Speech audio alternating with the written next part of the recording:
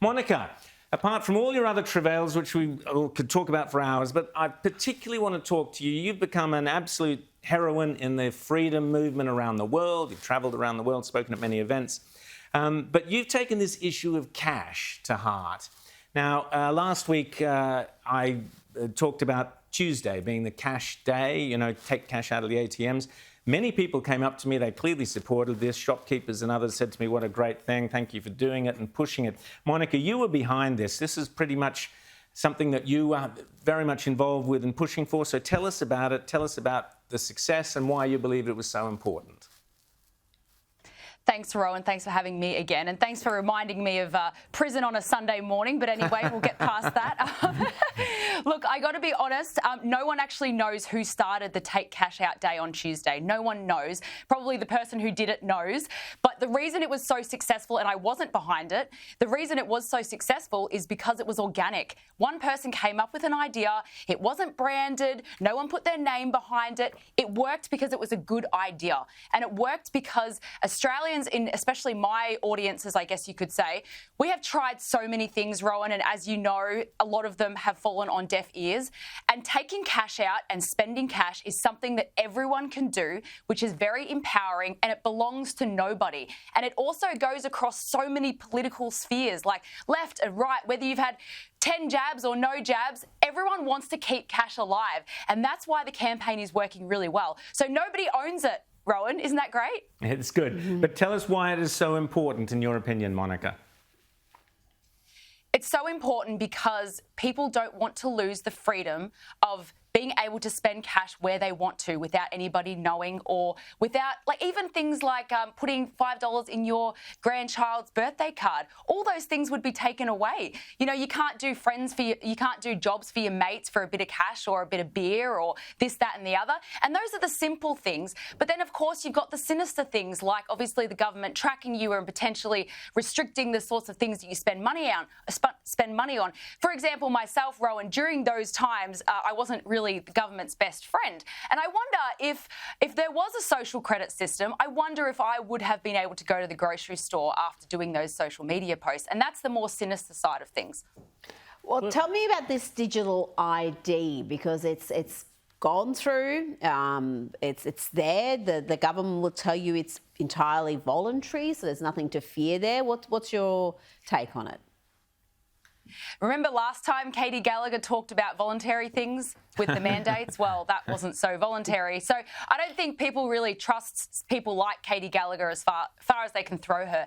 But look, the practicality of digital ID is that it's going to take a while for them to bring in, and they couldn't even do contact tracing properly. So I don't really have high hopes for them actually being able to do this anytime soon.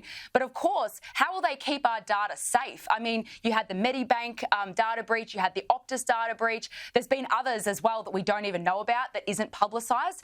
So I think people are really concerned about all their data being in one place, because anything online is hackable. That is the internet. So I don't think it's coming in anytime soon, but I think people are afraid of it, and I think they need to understand that they can say no at some point, I hope. James.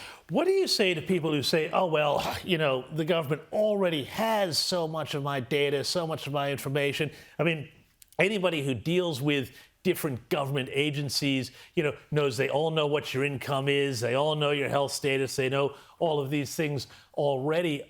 What do you say to people, and how do you explain that this is actually a much bigger leap beyond already the data matching that the government's already able to do through things like, you know, the MyGov website and the ways that connects to different agencies? Yeah, look, a convenience is what's going to sell this to people, of course. And I don't know, a lot of people have recently realised how sinister people in the government can be. So they signed up to these things, and I did myself as well over the last 15 years, thinking this is great. You know, I can tap my phone, I can do this, I can sign into my MyGov. I think it's only recently that people have realised that in the wrong hands, this sort of data being in one place is a real concern. So a lot of people aren't going to care. You're right. But I would say to them, do you trust the government with all of your data in one place? Do you trust them to keep it safe? And I haven't had nobody be able to say yes to that answer. But Monica, you raised a really important point that you were kind of at odds with the Andrews government. They were following you around. They threw you into jail. I mean, it can't get any worse than that. But it could have been worse if they'd done what Justin Trudeau did in Canada to people doing no more than what you were doing, which is protesting against lockdowns and mandates, vaccine mandates and so on. They actually did stop them accessing their money, stop them being able to get any cash to even feed their kids or fill up their cars with petrol. That is what a left-wing government did like that, without even batting an eyelid to hundreds of people. So I think you were right to make the point that had the Andrews government been able to, it probably would have done similar to you, would be my contention. Would you agree with that? Well, I am actually really grateful in a way that Justin Trudeau did that, because it showed the world that it's possible and he didn't have to justify himself. And I remember a grandma got her bank account closed because she bought one T-shirt to support the truckies. Yeah. So, and then Nigel Farage had his account blocked in the UK. So now when you're starting to talk to people about these things happening, it's more realistic to them and they can understand. So it's actually a good thing that Justin did that. So thanks, mate. Thanks for that. And well done on supporting the cash out thing. I mean, the trick is, of course, Monica, to keep people using cash and not just doing it on that one particular day, but people getting used to it and using it. And anecdotally, that's certainly what I'm hearing. A good use of people's cash would be to buy your book, Cell 22, and Rowan. it's a great read. So people, you may not want to relive your experiences at the hands of the Andrews government, but I think there's plenty of people who should read it and would certainly find it riveting read. Thanks so much, Monica Smit. Always great to chat to you here on Outsiders.